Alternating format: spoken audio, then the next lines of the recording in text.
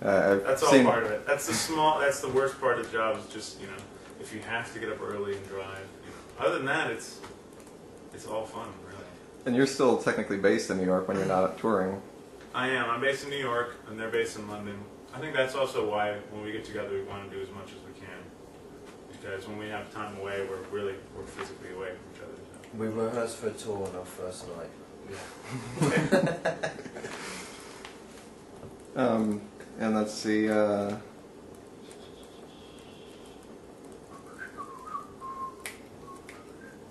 And Seton, how much musically have you? I mean, I know Joe, you do a lot more of the lyrical content.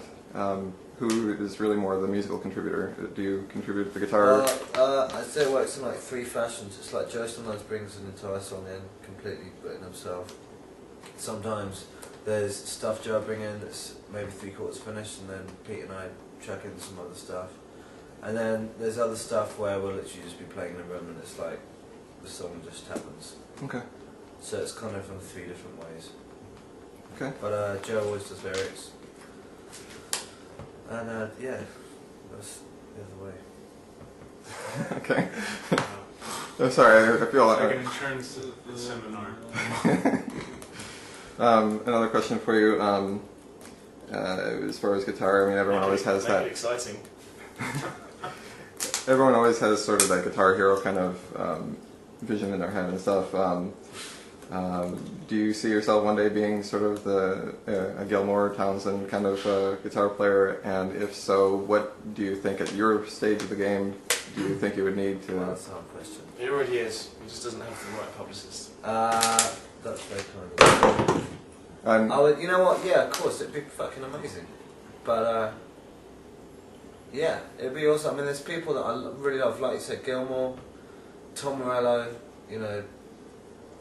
I know there's some people hidden out there that I really love, that I would love that status one day in terms of like Charlie Sexton is a great guitar player, played a lot for Bob Dylan, but he's kind of more known amongst musicians rather than being like sort of a big commercial guy that everyone knows about. Mm-hmm. That actually kind of appeals to me more. Or like Okay. Johnny Greenwood or somewhere where it's more like people just really love what he's done, rather than like a Dave Navarro who like do a fucking MTV show, which I think is a complete sellout, Mm-hmm. and it's just naff. Personally, that's what I think. But anyway, I think it's really cool, man. I think it's Letting fucking people awesome. into your house and acting like. But just that style, it just seems more like, you know, like not to completely slate Dave Navarro though I am. It's like just doing it where it's like a lot for the public image, and that doesn't appeal to me at all really. Well, keeping the Though music. he's a really good guitar player.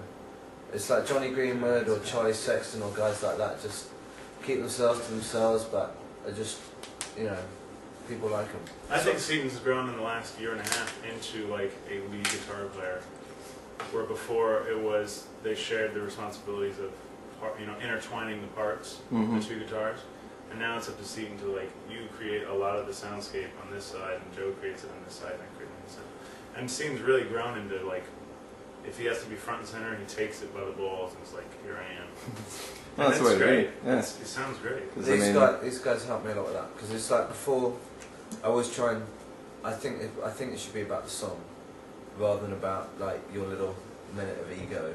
Okay. Yeah. Which, you know, now when that happens, it's like when it's like, okay, go for it, and someone has to go for it, it's more like it's going to try and make the song more exciting.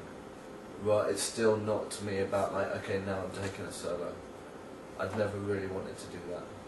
And that's kind of something about like heavy metal that kind of seems like it always became about the guitar solo. Yeah, and totally. stuff. It's like okay, now here's the guitar solo, the demanded guitar solo part that is so kind of feels forced and necessary, and it's so it takes away from the creativity There's of a the great overall song. section in Some Kind of Monster about that.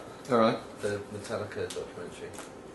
I think Kirk Hammett wants to take a solo, and they're sort of trying to say no, you know, that's like so predictable in a heavy metal song. And he's like, yeah, but it's so trendy to like not do it, and we shouldn't be trendy because we're Metallica. So you should try and not do what everyone else Yeah.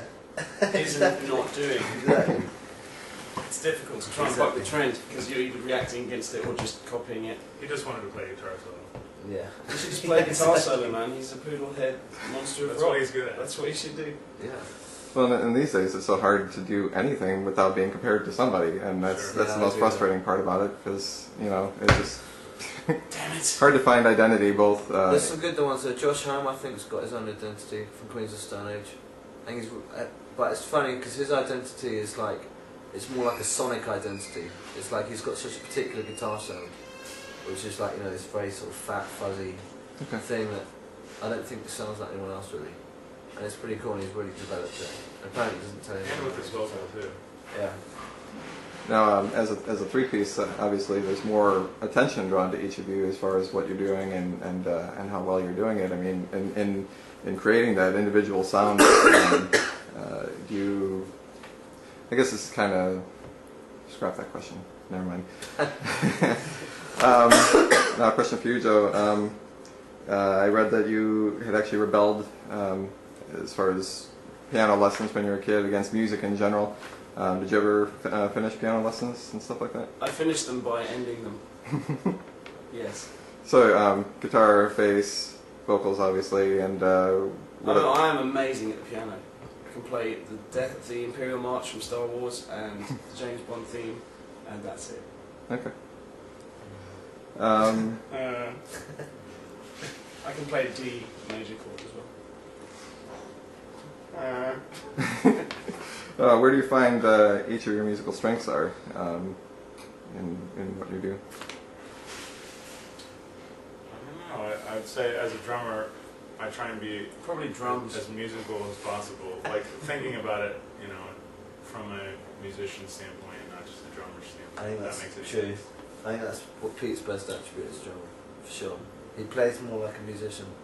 That sounds awful. He plays more like he's thinking about the song rather than just hitting things. Whereas you play with a lot of drummers where it's just like, unless they're hitting shit, and you do like a mellow song, they're like, oh, I'm fucking bored.